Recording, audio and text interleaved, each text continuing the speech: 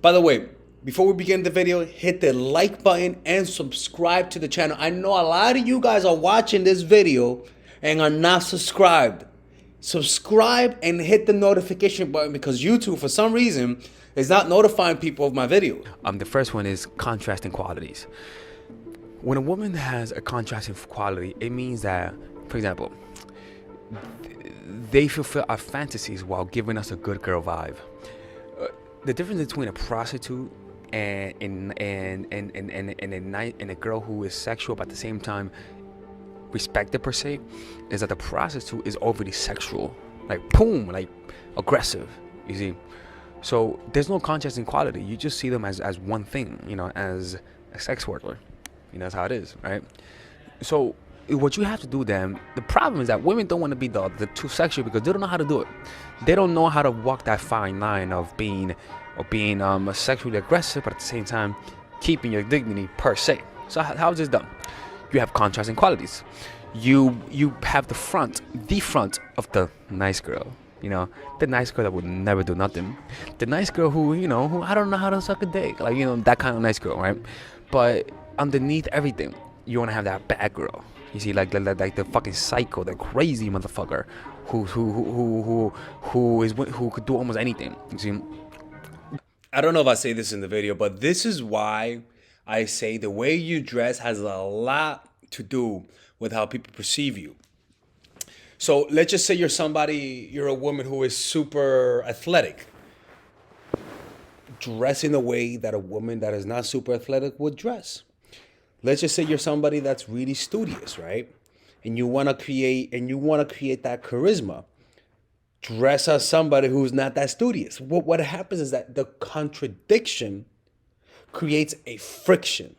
You know, it's like how do you create electricity? Negative and positive polarities create an electric current, right? The reason why I say this is because whenever you're just one thing, you become one-dimensional. But whenever you have qualities that contradict each other, like the social butterfly who's also a hermit, like those girls, for example, like I met a girl last week, and who knows, she may watch this video, but I was actually extremely fascinated by her. That she was this extremely smart woman. She was like this redhead and extremely smart. Like I could tell by the way she spoke to me, she was extremely smart. But this girl was a party girl.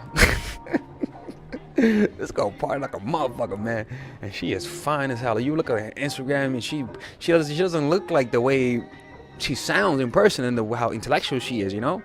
And I found out fascinating. That's another one. I was like, huh. I was like, you're sexy as fuck. You know, it's kind of like, damn, girl, my goodness, right? So it's all about having that conscious quality. But the problem is this: is that when for example, men who are overly masculine. Like overly masculine, most guys are not overly masculine by nature. Most guys are overly masculine because of insecurity. It's kind of like a basketball player. The shorter you are as a basketball player, the more skilled you are, because you have to overcompensate. Now that overcompensation is because they're insecure. They're short.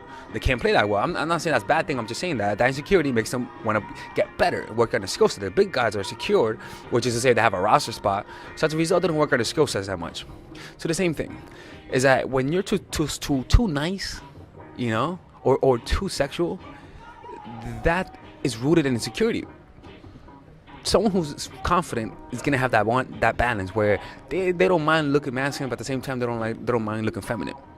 This is why when a guy looks gay, but you find out he's not gay and he is really into women, but he just so happens to be comfortable wearing things that are feminine, people interpret people like that really confident. And women, like if I think about it, women who have a masculine edge, in my mind, come across as more confident. Like there's something about a woman who embraces her masculinity that just says confidence and boldness, and it's really attractive. See what I'm saying? And that's something that a lot of women don't know how to find because they're afraid that if they actually become themselves, do the shit that they want to do, that they'll be judged, and they're right about it. But you just don't know how to do it. You have to put up the front that you're nice, that you're like, if you have an evil side to you, you know, like a side to you that's like partying or or who loves threesomes, or who reads 50 Shades of Grey, or who likes Desperate Housewives, or who just has some crazy fucking trait. You want to mask it on with the mask of innocence and vulnerability. You want to have that nice girl. You want to have a nice girl look to you.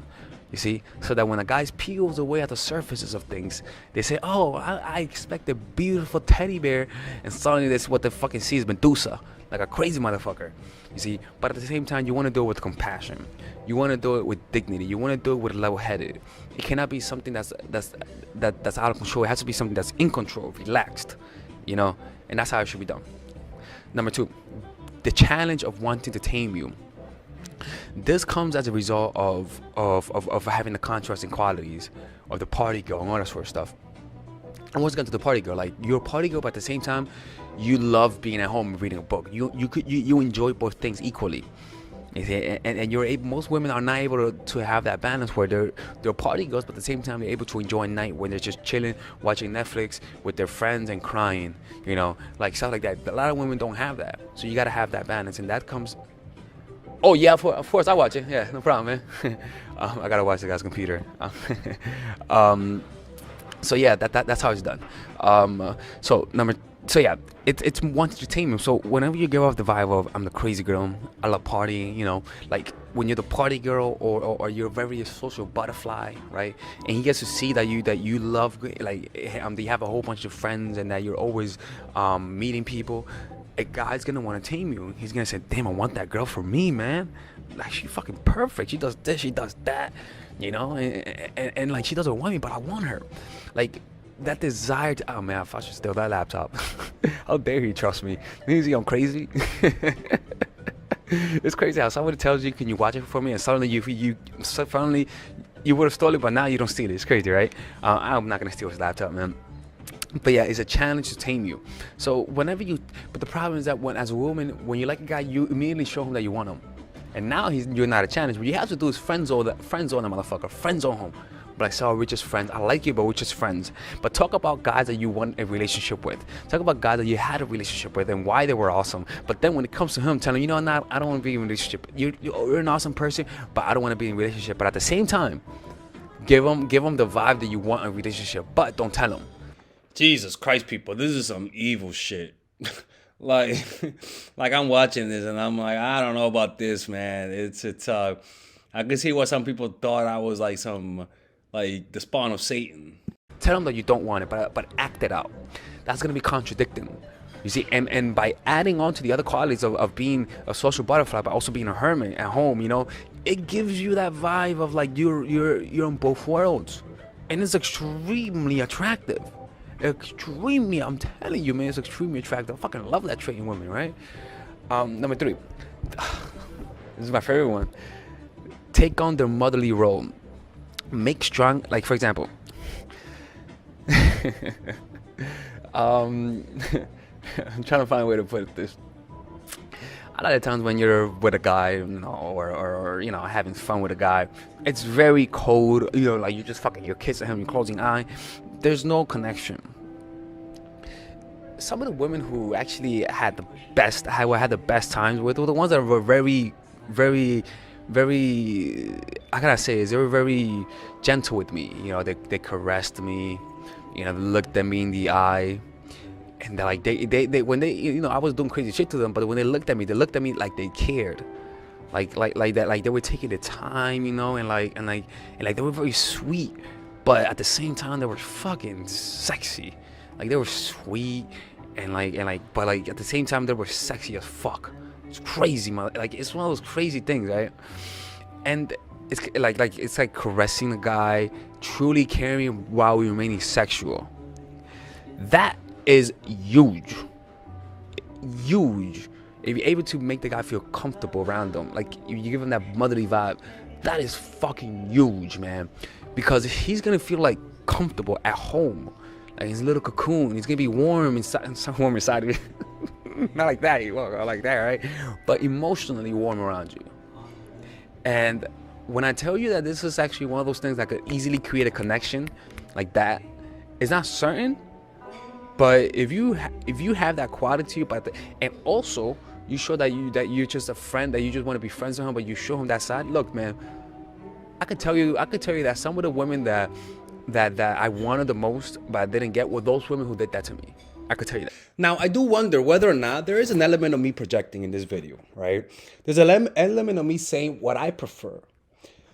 But also, there's also sprinkled in, like salt and pepper, sprinkled in with that, there is some psychological truth. The truth of opposites, the truth of contrast, the truth of things that conflict each other in one area. It's like watching a TV show. If two people, a debate show, if two people agree, it's not that interesting. But if two people disagree and have contrasting points of views, that show is actually more interesting. It's the same thing. If you give off contradicting signals that don't come across as too contradicting, right?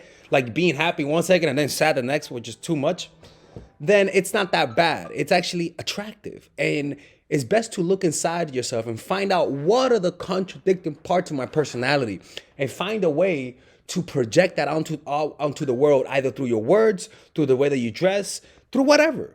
Find a way to express that, and you're just gonna come across as more attractive.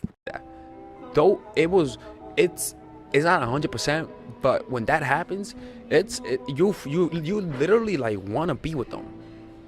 You see, and because they don't want to be with you, because they're just into one night, it fucking hurts.